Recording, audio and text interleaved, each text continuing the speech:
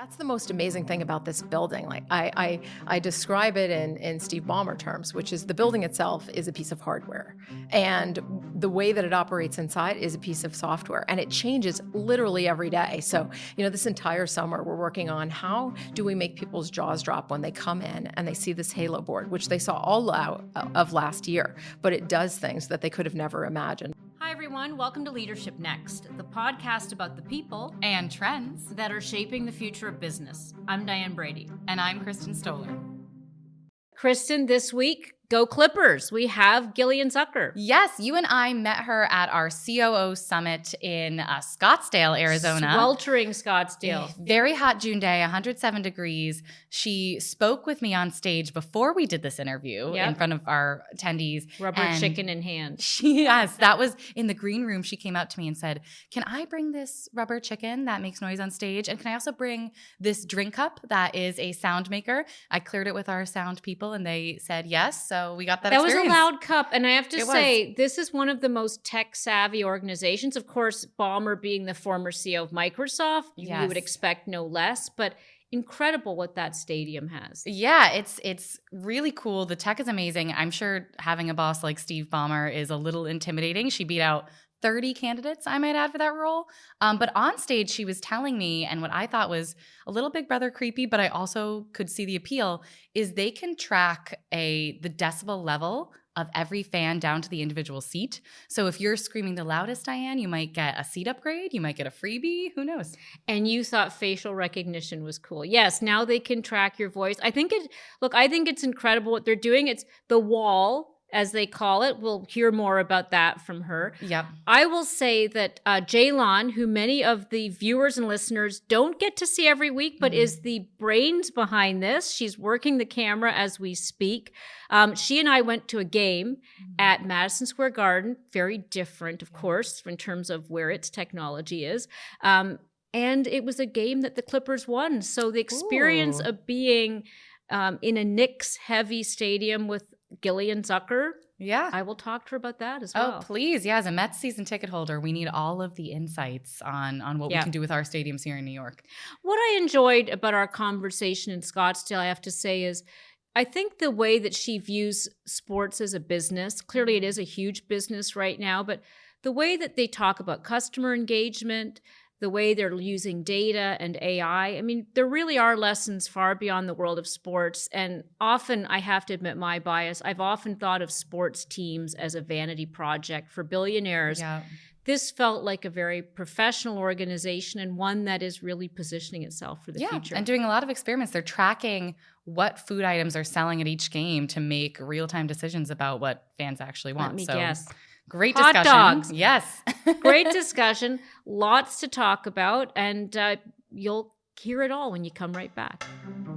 As technology and AI continue to reshape industries, hiring for technical skills remains important. But fostering creativity, curiosity, and empathy are also essential for organizations to remain competitive and resilient. We're here with Jason Gerzadis, the CEO of Deloitte US and the sponsor of this podcast. Jason, always good to see you. Thanks for joining us. Thank you for having me, Diane. So, Jason, how can organizations balance the development of human skills and technical skills to drive innovation? It is a tech-driven world, but still human skills matter. And I think it comes down to being intentional for leading organizations to still invest and have very directed strategies around building human skills. It's curiosity, imagination, how to team. These are still critical ingredients to creating differentiation and competitive advantage. At Deloitte, we've committed to building those skills and have over time evolved our programming.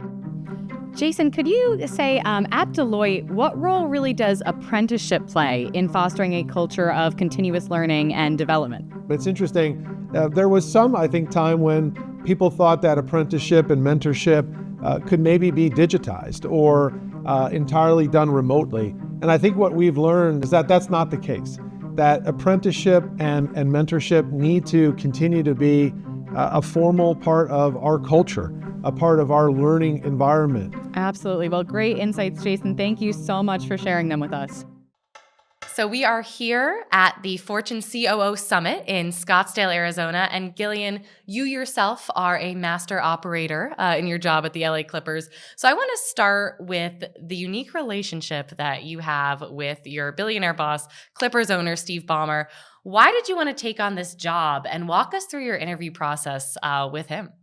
Well, I mean, there were a number of things about it that were attractive, but you have to remember this was back in 2014, before he was widely known by everyone as the best owner in all of sports. But that's what I saw him as. I've worked in the sports industry my entire career, and here's this person who has taken on the ownership of a team for all the right reasons, because they love the game, because they're a fan themselves. And I think that when you have an owner who approaches the game in that way, they're not there for recognition, they're not there to lift their profile, they're not there to befriend athletes. They're not necessarily even there for the return on investment, although there is a good one, I think, with these franchises.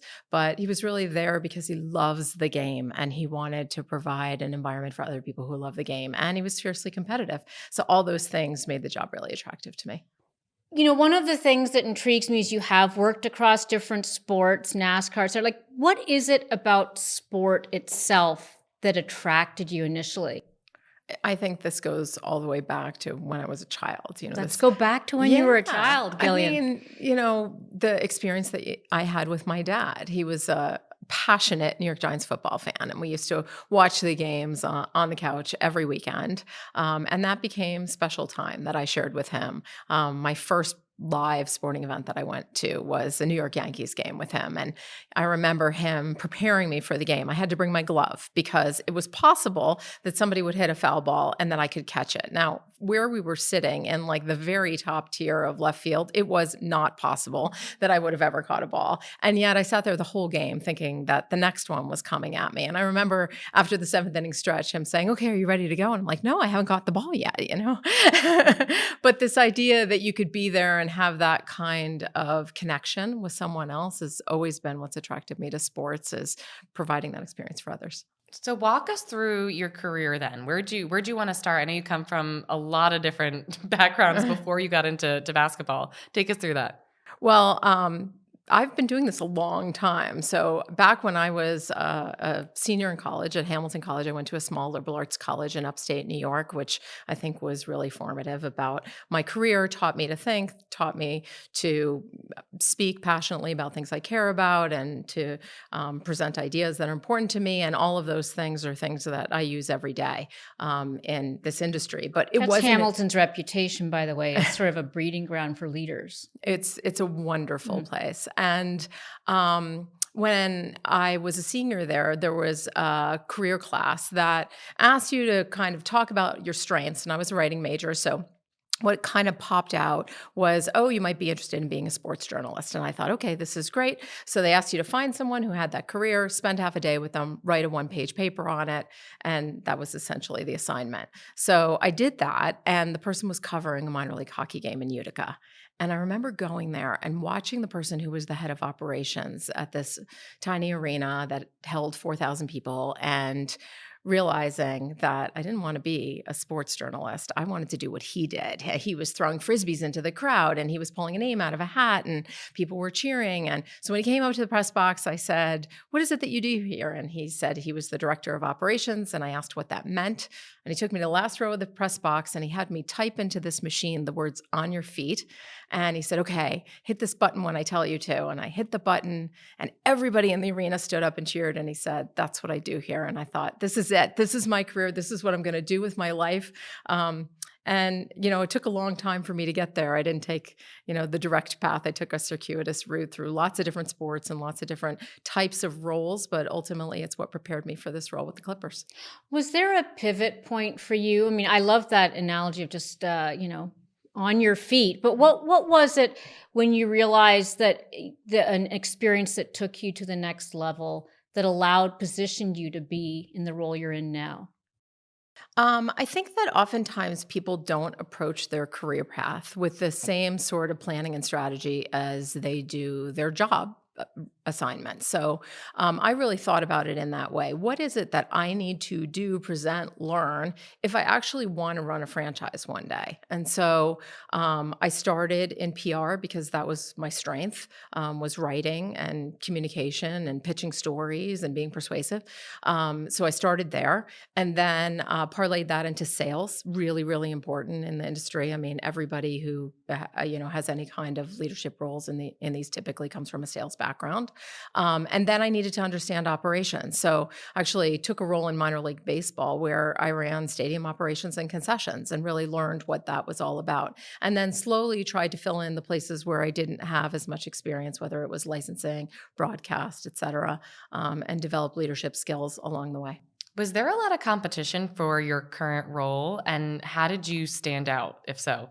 There was a ton. I mean, I don't know the full details of all of it. I've heard all kinds of crazy numbers, like more than 30 people, had some sort of interface with Steve Ballmer as he was filling this role. And I'd hear little pieces and parts along the way because I had this incredible network of people that was out there. And all I kept telling all of them was, if you run into Steve Ballmer, just say my name and tell him that he needs to meet me. You don't have to say whether you think I'd be good in the role or anything else. Like, I just want an opportunity to sit down with him because I'm convinced that if he met me, he would hire me. And I'm convinced that if he hired me, that I could do a really great job for him. You know what I love about that is most of us are taught, and I'm not going to put a gender lens on it, but not to necessarily ask other people to promote on our behalf. And I do think that's very powerful, especially in roles where you might be one of the first going into that role. If you're not necessarily central casting, do you feel like if you were to give advice to other people who want to basically run a franchise, besides that, what would be some of the other things that you think were transformative? I mean, I think networking is supremely important, and I don't think people even realize when it starts. I mean, it's with every single role that you have. And, it's hard when you're trying to stand out or you're being competitive and you want to finish first, whether it's in sales or anything else that gets you noticed. Like, you need to find a way to still connect with the people around you, because in an industry like this, that's somebody who potentially you may be working for, who may be working for you someday, you may be working alongside, or might get asked what kind of person you are. So I think, that's an important piece. I think having high integrity, certainly along the way, you want to continue to maintain that because you're going to run into the same people over and over again. And I think that's true for almost any industry. With this role, there was an incredible recruiting team. These two women who were with James and Company, who I think were really open to non-traditional candidates for this role. And they were a tremendous help in making sure that I got an opportunity to be heard. Going along with Diane's point, I also feel like once you get the job, it can be hard to assert yourself too, especially when you have a very high-profile boss. Were there ever any times you've disagreed with Steve? And do you have an example of kind of how you worked to overcome that? We disagree all the time, actually. And I think that's when he's at his best. I can remember the first time that we were talking about something and we had this conversation about, people ask if he's ever yelled at me. I'm like, I don't think he's ever yelled at me. I cannot think of a single time. Is that because of his Microsoft reputation? Or I don't think people change that much. I just think he's loud and he's passionate. And I think that can be mistaken, but I don't know. For me, I just notice when he cares about something and I think, wow, I need to pay more attention, or I'm not understanding where he's going. And so I try to listen more intently. But I find he's exactly the same way. And sometimes he'll say something and I'll respond with a difference of opinion, and he'll say it again. And often he says it louder. And then, I'll stop and say to him, I do understand your position. I just don't agree with it. And at that point, every single time I've ever said something like that, he leans in and he gets this look on his face like he's an excited child and says, tell me more. Very curious about understanding why and how, you're thinking about something, why it's different. Should he be thinking about it differently? Should he be pushing me to be thinking about it differently? The time that I get to spend with him one-on-one is the best part of my month. I always take away something that is incredible that I think makes me better in my role and a better person. I want to talk about what you've done with the franchise writ large. I mean, take us back to what it was like when you first got there. right? It was a very different day than where there was no Intuit Dome, all kinds of. But what was the state of operations when you came into this role? I think it was pretty rough going. I mean, this was a group of people who really, really great people, by the way, who worked really hard, but who had a different mission. And that mission was to deliver a certain bottom line to ownership every month. And you could do whatever you wanted so long as you delivered that. So there wasn't a lot of bold thinking. And I wasn't there, so I don't know what the propensity was for risk taking, but I think it was actually really, really small. And Steve is exactly the opposite. He is like, hey, go for it, try things, be smart about it. But if you realize something's not working, then you pivot. It's not that, if you fail, you're in some massive amount of trouble. And if you don't think boldly and try things that are hard, you can't really have big wins. And he understands that. So the organization changed pretty dramatically. I think the fans have as well. When we did our first kind of marketing research and we asked people, why are you Clippers fans? Like, we just wanted to know what makes a Clippers fan. And there were really only 3 reasons. It was because the tickets are cheap, because I can't cheer for the Lakers. I came from another place, or for whatever reason, they were Laker averse, or because they were coming to watch the opposing team play. They were fans of the NBA and they were, coming to see the Sounds like a opposing low team. bar.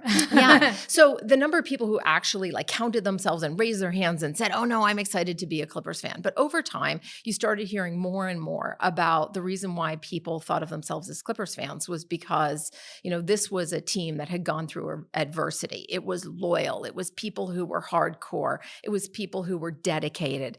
They'd been through a lot and there was a clear direction on where they were going and they had something to prove. And I think that as we continued through the course of the last 10 years, that this sense of pride is just accelerated in an incredible way. And, now, I was saying during the playoffs, first round of the playoffs, we have a game where we have 2,000 people who came to Intuit Dome just to watch the game on TV together. That is something that would have been unfathomable 10 years ago. Well, speaking of dedicated, I read, or you told me that you personally visited over 100 arenas globally to research the best practices when building Intuit Dome.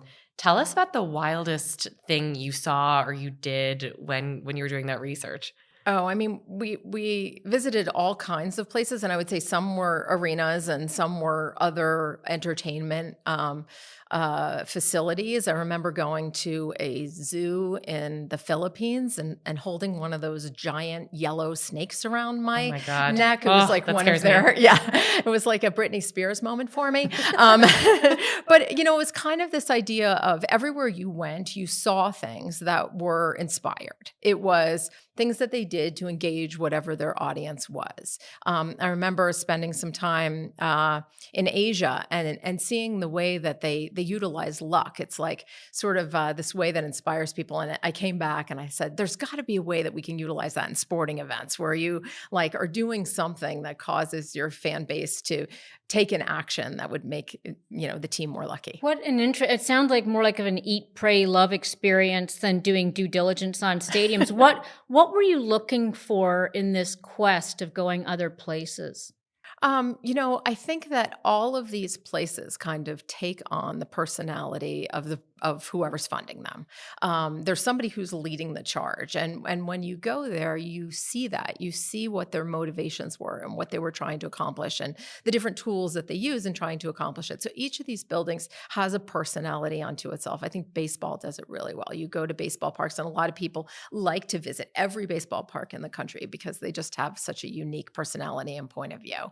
And that's really what Steve wanted for Intuit Dome. He didn't want people to walk in and say, oh, I've been in this building before. And even the name of the facility, the reason it's called Intuit Dome and not arena or something more, consistent with what you'd see other places is because we wanted to stand out. This is a facility in Inglewood, California that is the home of the Clippers, and it is a must-attend place. And we set out to answer a question that he asked me at the beginning of the exercise, which was, where is the best arena in the world? Take me there and let's just go see that. What is it?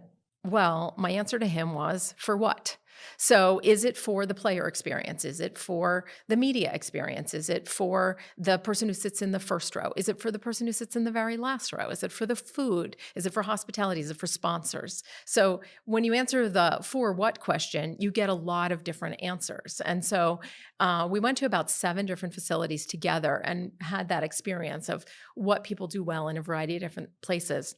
And afterwards, I think he had a really good sense of what he wanted to see and what he wanted the building to stand for. And at the end, he said, you know, what I would love is when we're done with this, that we're the definitive answer to that question. That's a good answer. I mean, I admit I only go to stadiums for the food. I don't know about you, Diane.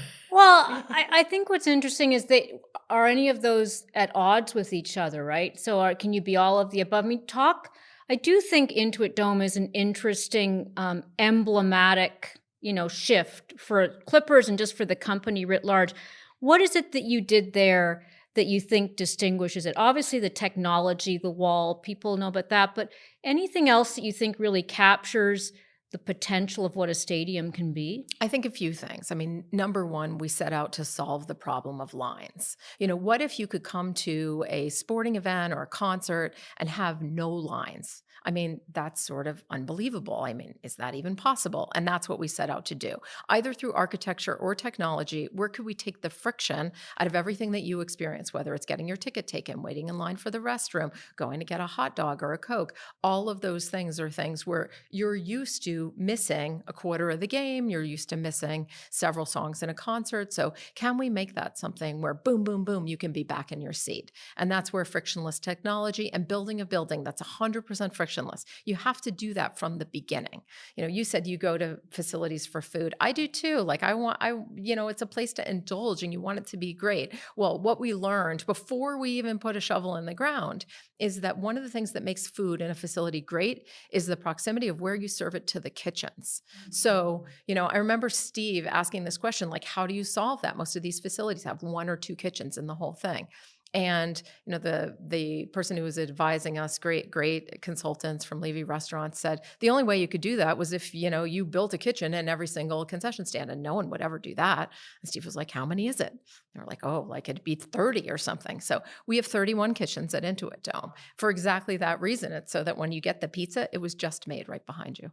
I want to hear about how you use the fan data. I think I'd love for you to talk about the rewards experience and also just like for what you put on your menus, for what you offer in the stadium as well. Yeah, I mean, data is informing everything, and we're getting better and better at using it. So when we first opened the facility, really it was about let's get this tech working, right? And now we're at this place where we're saying, okay, let's use the tech to make the experience better for people. So we've already tackled this idea of greatly reducing, if not eliminating, lines. And now it's about, okay, what can we do to personalize the experience for you in the same way that, say, Amazon does that for you? So we have these decibel readers that are in the catwalk of the building. And they enable us to know how loud someone is cheering down to a single seat. So we actually can identify the loudest fan in the building and we can reward those people. So we're encouraging the behaviors we want. We know what time you arrive. In LA, people arrive fashionably late. We want people to think about Intuit Dome as a place you arrive fashionably early. So how do we get that? Well, we reward people for showing up early, sometimes with free popcorn, sometimes with other surprise and delight, sometimes with a seat location. You get a better seat location if you show up first. So that's how we're utilizing technology and data. And we use it for absolutely everything. Steve really wanted a grilled chicken Caesar salad on the menu. We said, sure, no problem. We put it on the menu. Fans, they did not bite. They said, nope, we're not that interested. So now Steve gets a personal, one of the things we haven't mentioned, we have facial recognition technology in my building and I love it. But if you say it to people, they're like, well, that's creepy. Yeah. So it's almost whenever you're pioneering a new technology, you have to actually get people over the hurdle of understanding what it is and what it can be. And obviously, when you talk about frictionless, that's facial recognition technology. Was that hard to get people to embrace it, given that a lot of stadiums weren't doing it at that time? Yeah, it's important to note that it's entirely opt-in. And when we first started this, no one was doing it. So we did a lot of research on it. And we talked to people about how do you feel about facial recognition? And people were absolutely concerned about it. It came up again and again and again. But when we asked them how they felt about Clear, the technology at the airport, they love it. They love it. They trust it. They feel very comfortable with Your it. phone, They love it. love that, right? We asked them about the Apple Face ID. No problem. Love it. So what we learned was language really matters in this, and having optionality. You don't have to do it. We don't force people to. You can sign up. So our goal in the first year was if we could get to, somewhere, I think 38% was our initial goal, if we could get people to sign up for what we call Game Face ID, which means you take a selfie of yourself and literally you put your phone in your pocket. It's your ticket.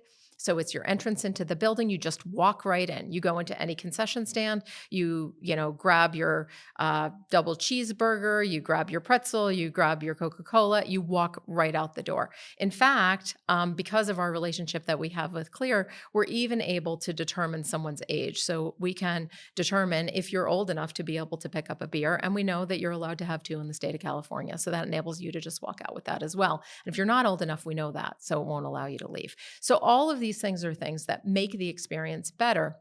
And what we found is that after we taught people about it and explained to them how it worked and told them that we were partners with Apple and Clear and others who do this really well and they trust, we weren't building it ourselves, there were a lot of people who chose to try it out. So we were at about 70% of people who opted into Game Face ID as they came into the facility. And then we started noticing by the time they left, it was more like 85.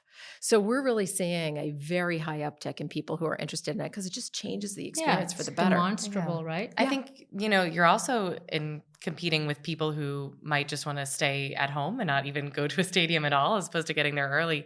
Is there one thing that you think convinces people to physically go into a stadium versus, laying on their couch, being lazy, dealing with inertia? I think there is so much that we do at this facility that's special that you can't experience on TV. It looks cool on TV, but it is nothing like it when you see it live, and a few things that are key to that. Number one is our Halo scoreboard. So we have this 2-sided almost acre of LED scoreboard, and it's spectacular. And because it's such high definition and because we have so much space on it, we can do all kinds of things with it to engage the crowd. So literally we have, sort of 3D graphics of our players. We have interactive elements that are, just sort of unbelievable. We ran power to all of our seats in the building, and in the armrests, we have a game controller, and you literally can interact with what's going on the board because of that game controller. So we've created all these games that make the experience unique. It's quite special, I think.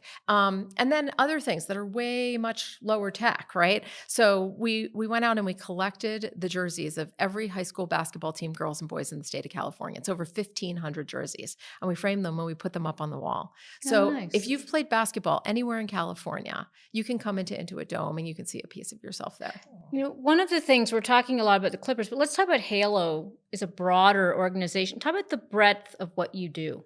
So, it's kind of interesting because when we set out to build Intuit Dome, we ran into a couple of problems with a neighbor down the road who owned a building that has traditionally hosted a lot of music in the Los Angeles area, the Forum.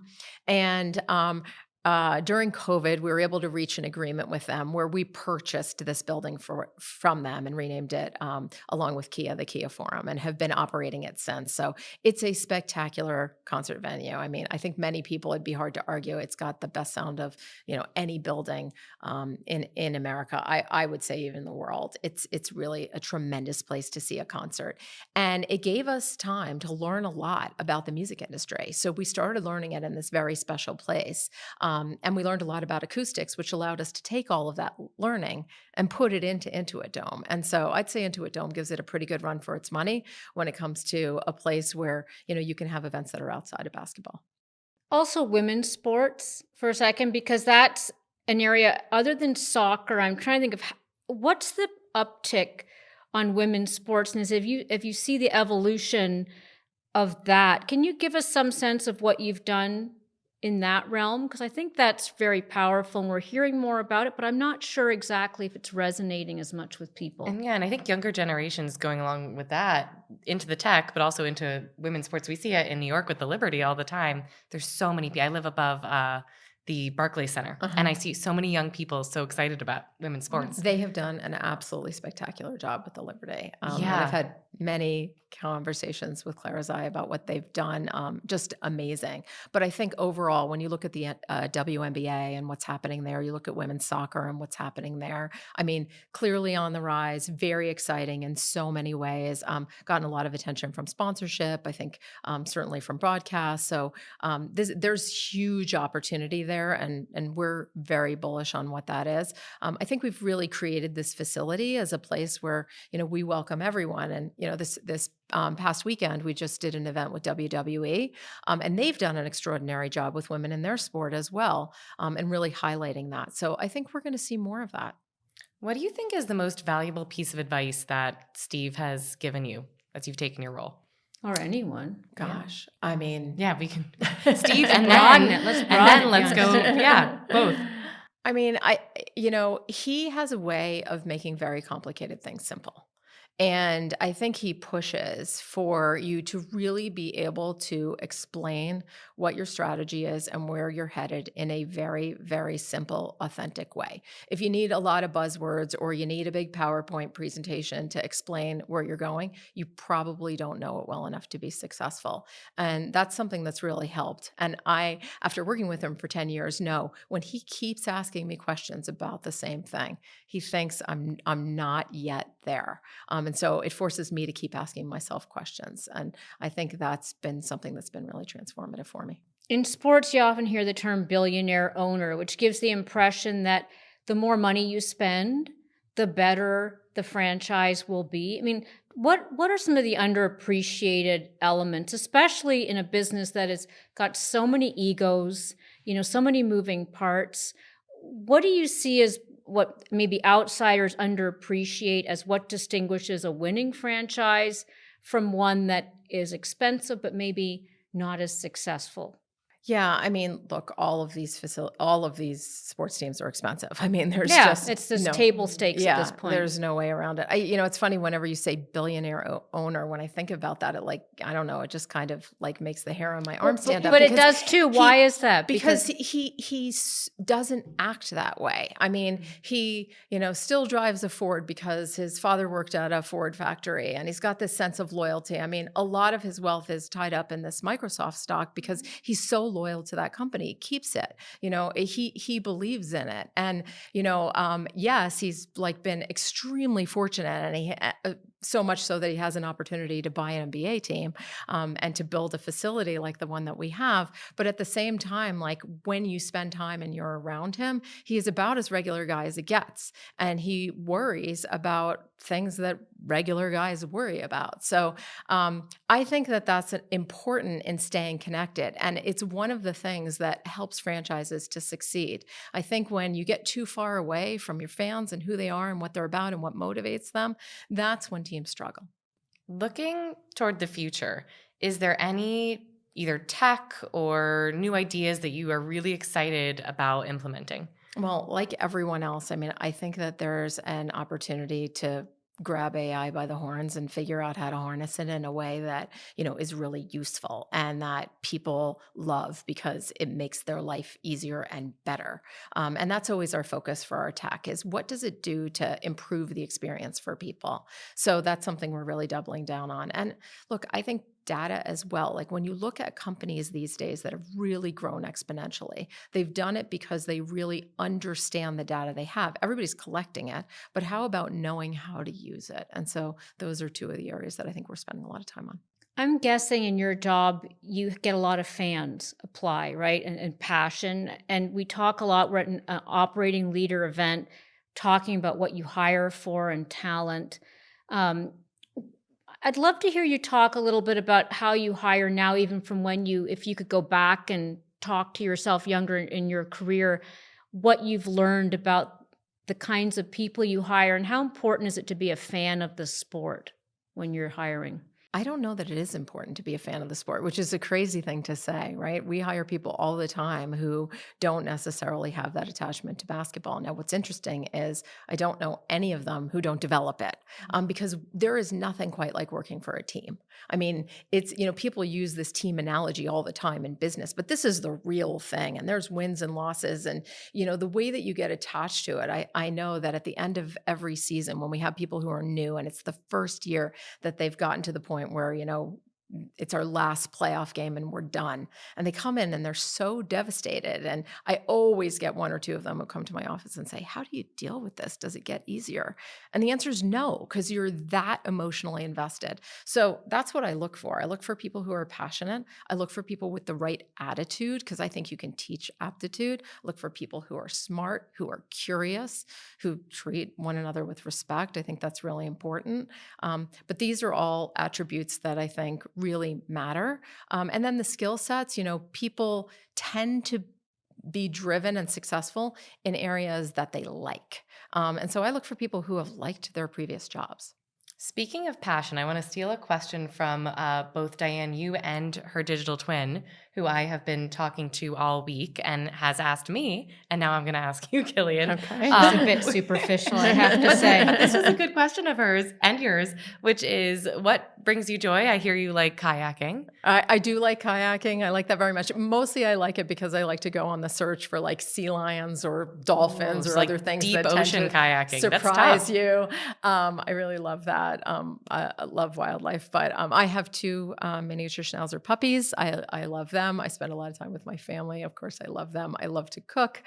So there's lots of things outside of work that bring me joy, but I love creative things and I'm obsessed with puzzles. I love a puzzle. You mean like the jigsaw puzzles that you put? Why is that? What is it about that? I just love them. And I like one particular brand. I'll give them a plug here, Liberty Puzzles. They're these wooden puzzles and they have these pieces they call whimsy pieces. So they're really like works of art and they are so much fun. How many pieces can you do? No limit. I have many, many friends who know I'm obsessed with puzzles. So people give me all sorts of puzzles, sort of the harder, the better. Somebody gave me one that was all acrylic. So you could see through the entire thing. It was very difficult. It's such a good metaphor for your job, actually, right? Being an operator of so many. So I want to ask, what do you love most about your job and what would you change if you could? I love most how different every day is. I mean, you really tackle all kinds of really interesting things, hard problems. The amount of creativity that you can have in a role like this is really, sort of unbelievable, and more so with a chairman like Steve. So that's my favorite part of it.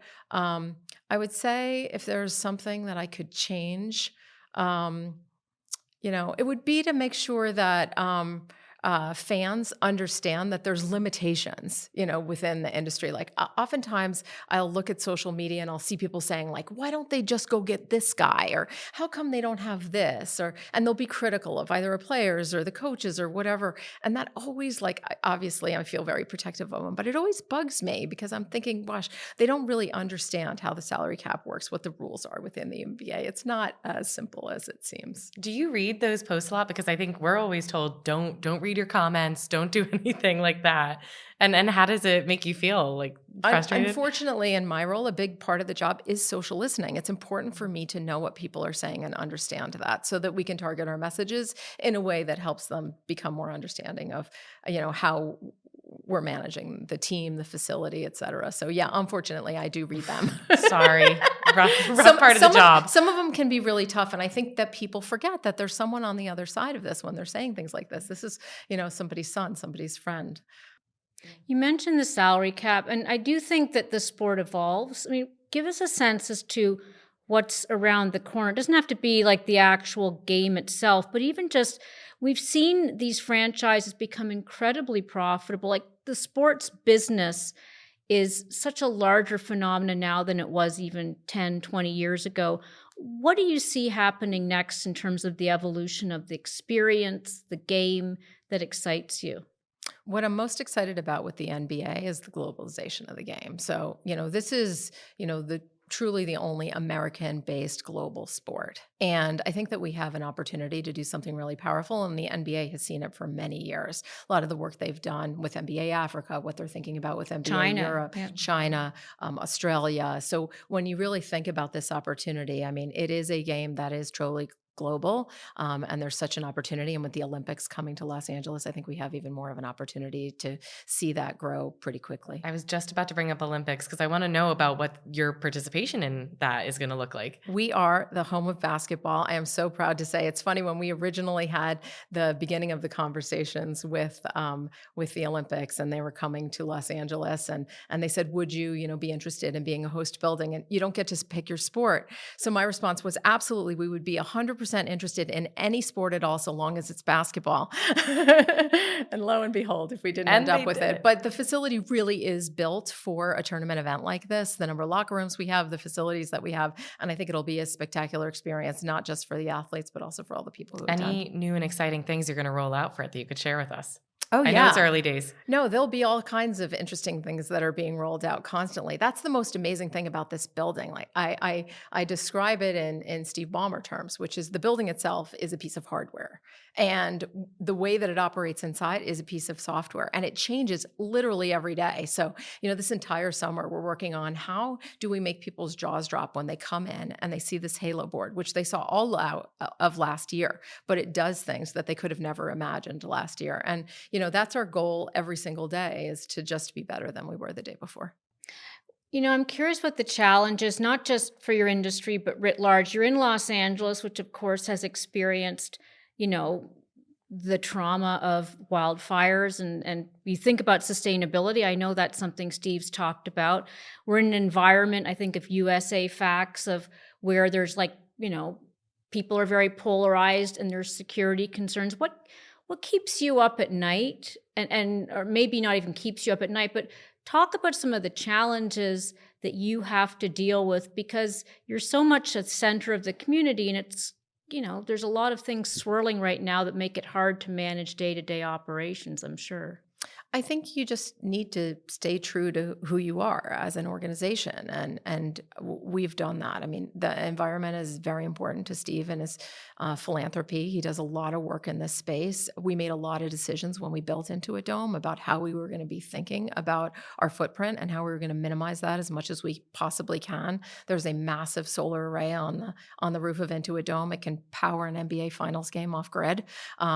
So we've done a lot of things. We have learned a tremendous amount in the past year about sorting trash and how to reduce waste, in a goal for a zero waste building.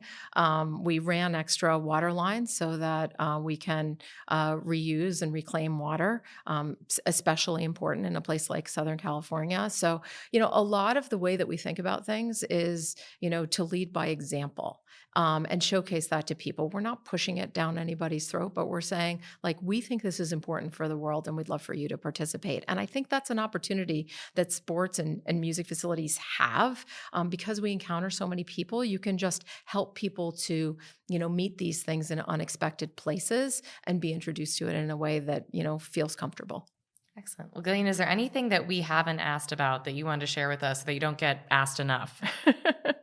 Well, I'd love to talk to you about the wall for just a minute, because Please, it's my yes. absolute favorite part of Intuit I saw Dome. you when we met. I was actually in Madison Square Garden, so I experienced a Clippers win, but not in your home stadium. Yeah. And explain the wall for people who don't know, because it's really unique. I think this is one of the most special things about this building. So it is architecturally, it is one end of the building. So the building's kind of built in a horseshoe, but on one side, there's a contiguous grandstand that starts in row 1 and goes all the way up to row 51. It's 4,500 people, and we do not allow opposing team fans there. So you have to be cheering for the Clippers. You can't wear an opposing team jersey and go there. You have to be a fan of our team. And in the middle of it is an area we call the Swell, and it's a standing supporter section. The season tickets there are $999, and we oversell it. So the seats get get assigned as you arrive to the arena. So if you get there early, get you're there down early. low. Yeah. But you have a job to do. Your job is to stand and cheer for our team the entire game. And there's a group of team leaders. There are about 15 of them. And they ask us for props and we help them with various different things. But they are so funny and so clever and so effective. So the opposing team shot just 74% against the wall this year. And that would be the lowest in the NBA if it were an NBA team. So a really effective way to help us have home court advantage, and also something that I think helps the rest of the arena just laugh and enjoy their time. I love your cups that turn into like what would you call them? The loud cups? The loud Yeah. cups. Those So are great. We discovered one of the things about lines is that filling fountain drinks takes a very long time at a concession stand. So we moved all of our pour into the concourses and people can just help themselves. You just buy a cup and it's bottomless. But then we thought, okay, well, we got to go a step further. So on one side, you can drink out of the cup, and on the other side, you can blow into it and it sounds like a boat horn because the Clipper's a ship. We need one of these for the show. I love it. We need a cup. I love it. Well, more to come. Yeah. And any favorite moments you want to share? Just a game that really, or something that just was a highlight for you as a fan? Yeah, I mean, I would say even though I didn't love the outcome of Game 7 in Denver, one of the things that was really exciting is because of the data that we collected. These members of the Swell, our most passionate fans, we knew a lot about them, and we gave them a fan score based on how many games they came to, what time they arrived, and how loudly they cheered at the game, because we knew all of that information.